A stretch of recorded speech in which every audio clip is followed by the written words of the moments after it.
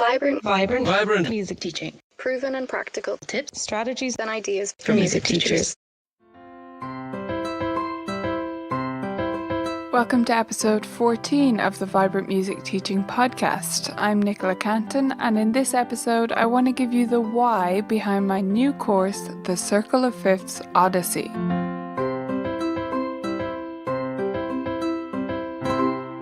Hi beautiful teachers, today I want to talk about the Circle of Fifths, and in particular I want to share with you a new way that I've been using the Circle of Fifths in my studio this past year or so. But first, for those of you who aren't familiar, let me just explain what the Circle of Fifths actually is, because this is taught in some parts of the world and not so much in others. So the Circle of Fifths is simply the pattern we get when we go up in perfect fifths. So we go from C to G to D to A, etc. around, and that creates this circle of fifths when we get back to C. This pattern means that we're moving up one sharp at a time, or if we go the other way, we're moving up one flat at a time. And it's a really convenient way to learn about various things because it also means that the tonic and dominant and subdominant are beside each other. And if you arrange the minor circle of fifths inside, you've got the relative minors of all of those as well. So it's a really convenient way to look at key signatures and their structure. Now, I didn't really know about the circle of fifths myself until I was probably about 18 or 19, which is incredible to me because I learnt all of the scales in this order. But I didn't realize what I was doing, and I never saw it in this circle format, in this format that looks a bit like a clock. And it really revealed a ton of stuff to me when I did, so I want to bring that to my students a lot sooner.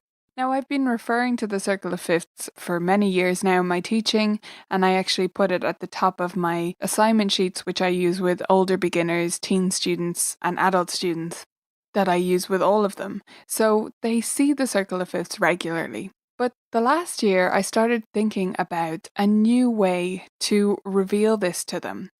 Because what I wanted them to be able to do was to see it as the magic formula or magic pattern that I saw it as, because it has all these beautiful relationships contained within it. And I didn't get that, as I say, until I finally met it when I was about 18, 19, 20, somewhere around there. So I wanted to reveal that magic to my students earlier. And I didn't want to do it by showing them the circle of fifths and explaining and pointing out all of the relationships. Sure, I can do that later and I can refer back to it multiple times, but I wanted them to actually understand it on a more intuitive level. And that's where I came up with the idea of improvising our way around the circle of fifths. Now, why improvisation?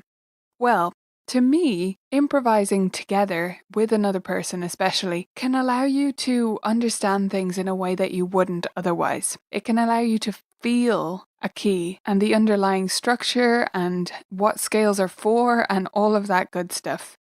So it's not about reading a key signature, it's about feeling it. And that's really what I wanted for my students. Too many students, I feel, end up thinking that key signatures with lots of black keys in them are hard. And I felt that way too. But they're not, are they?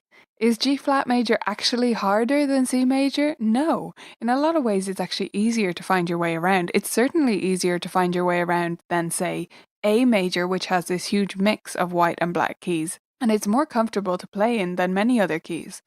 But because we focus on reading, or at least I did growing up, I never saw it that way. Not for a long time, not until I started having to play tons of teacher duet parts that were all in the key of G flat. So I don't want my students to think that these black key signatures, the ones with lots of sharps or lots of flats, are necessarily hard.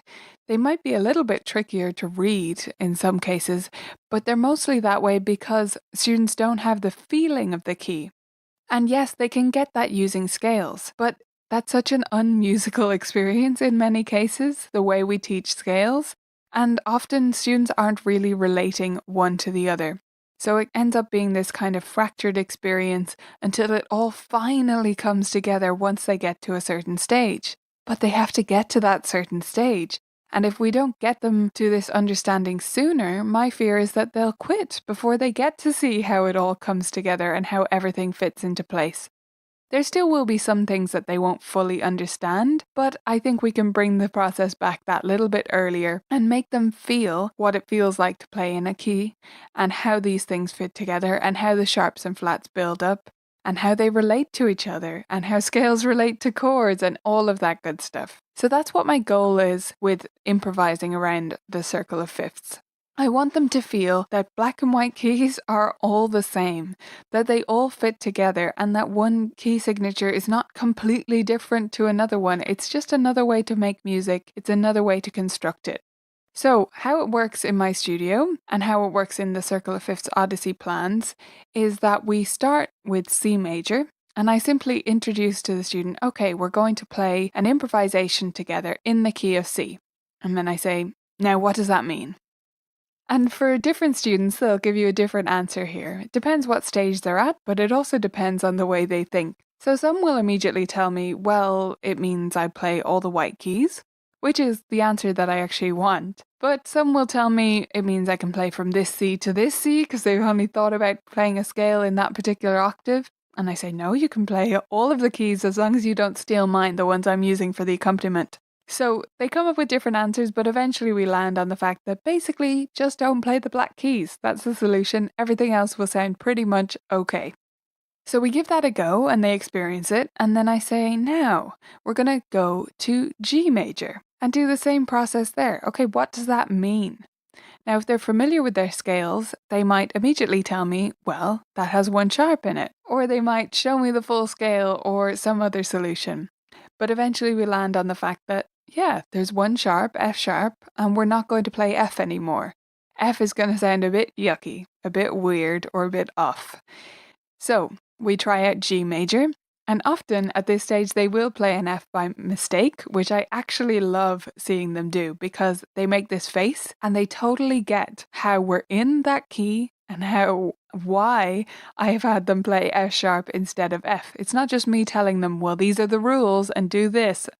It's about them hearing it and feeling, oh no, I don't really like the sound of that. At this point, after G major, I'll ask them to look around the room and see if they can tell me what the next key is. Because behind us on the wall in my studio, we have a circle of fifths. So they'll look around and eventually they'll find the C and the G and conclude that D is going to be next. And we'll talk about the fact that we're going to add on a new sharp. I like to phrase it that way to make it really clear that they are not remembering all the sharps in every key. They are building on them. They're building them up as we work our way around the circle of fifths.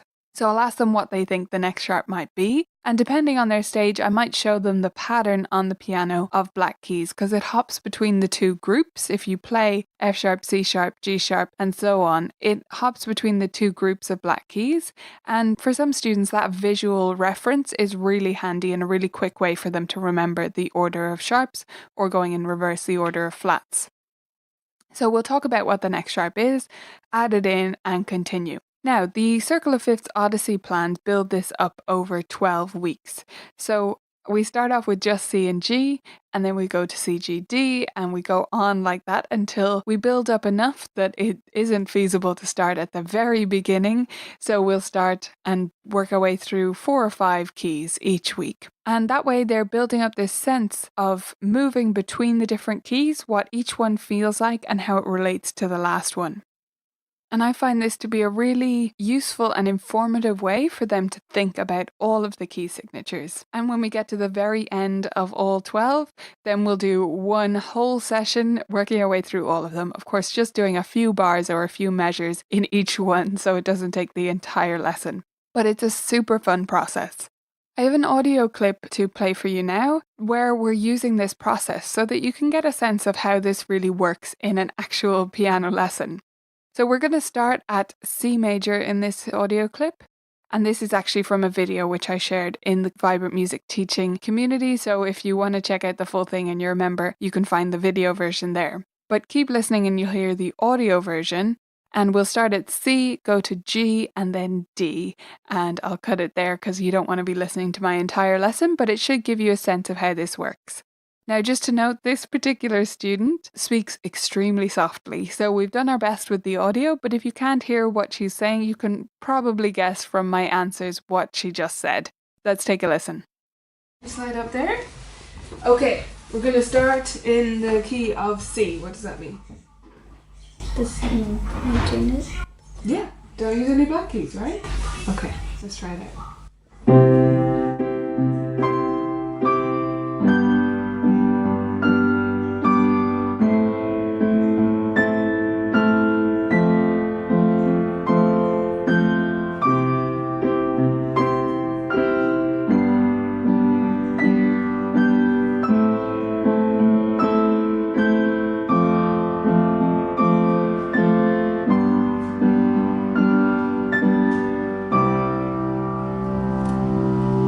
Okay, now we're going to go to G. What does that mean? The G scale notes. Right, so what are those? G, A, B, C, D, E, F sharp, G. Yeah, so it basically means no Fs, F sharps instead. Right? Let's try it out.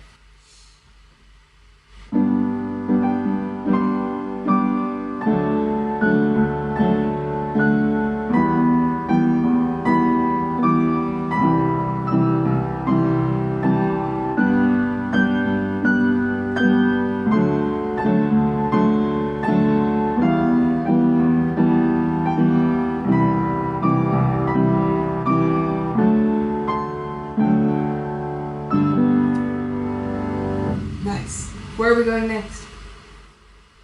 F. No. E. No. D. D. Why is it D next? We're going up in fifths. It's called the circle of fifths. And every time you go up a fifth, you add on one sharp. So G had F sharp. Now we're adding on C sharp and F sharp. yeah. So this is the pattern of sharps. Right, so they always occur in that order. F sharp, C sharp. Okay, so D major, 2 sharps, F sharp, C sharp.